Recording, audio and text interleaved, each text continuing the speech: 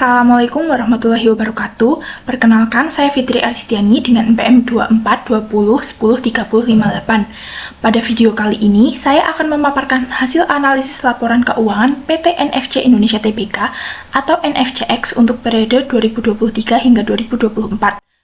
Ada 6 bahan kajian yang akan kita bahas di sini, mulai dari pendahuluan, fundamental, hingga kesimpulan akhir. Kita langsung masuk ke profil singkat perusahaan. PT NFC Indonesia Tbk adalah perusahaan teknologi digital dan ekosistem pembayaran yang berdiri sejak 2013. Lini bisnisnya sangat modern, mulai dari produk digital, cloud advertising, hingga kendaraan listrik Volta. Untuk struktur kepemilikan, mayoritas saham dipegang oleh PT Mcash Integrasi Tbk sebesar 51,6%, diikuti PT 1inti.com 10%, Bank of Singapore 5,9%, dan masyarakat 32,5%. Fokus utama NFCX saat ini adalah memperluas ekspansi ekosistem digital terintegrasi untuk pertumbuhan jangka panjang. Masuk ke bagian kinerja dan fundamental, kalau kita lihat sekilas, indikator seperti NOPAT, EVA, ROI, ROE memang masih bernilai negatif. Namun, poin pentingnya di sini, tingkat kerugian mereka menyusut drastis di tahun 2024. Contohnya, NOPAT yang membaik dari minus 360 miliar ke minus 105 miliar.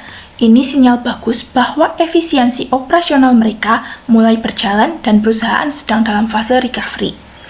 Namun, penurunan profitabilitas ini berdampak pada persepsi pasar.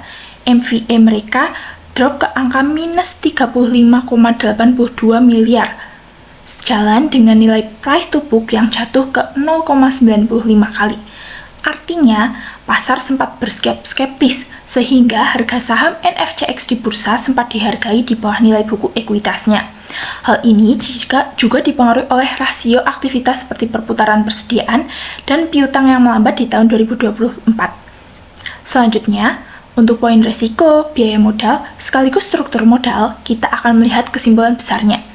Saham NFCX memiliki beta di atas 1. Ini artinya, pergerakan saham mereka memiliki tingkat risiko dan sensitivitas yang tinggi di atas rata-rata pasar.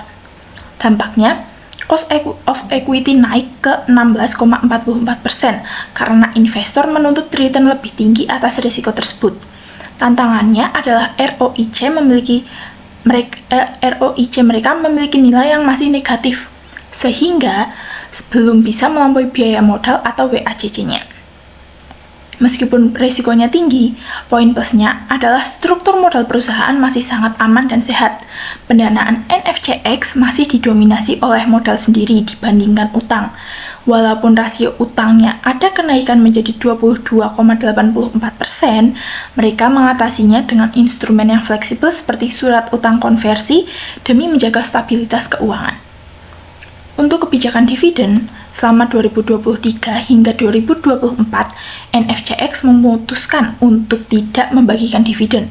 Alasan utamanya karena akumulasi kerugian membuat saldo laba mereka masih defisit hingga minus 85,18 miliar.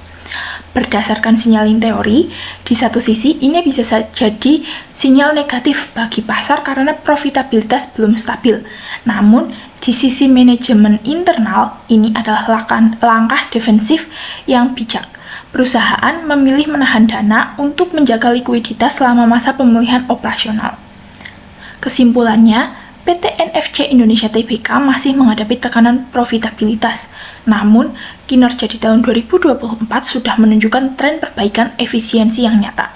Likuiditas jangka pendek dan struktur modal mereka juga tetap terjaga dengan baik.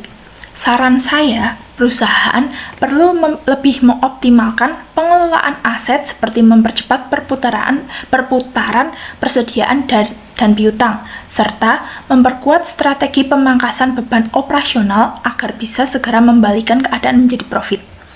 Sekian pemaparan dari saya. Terima kasih banyak atas perhatiannya. Wassalamualaikum warahmatullahi wabarakatuh.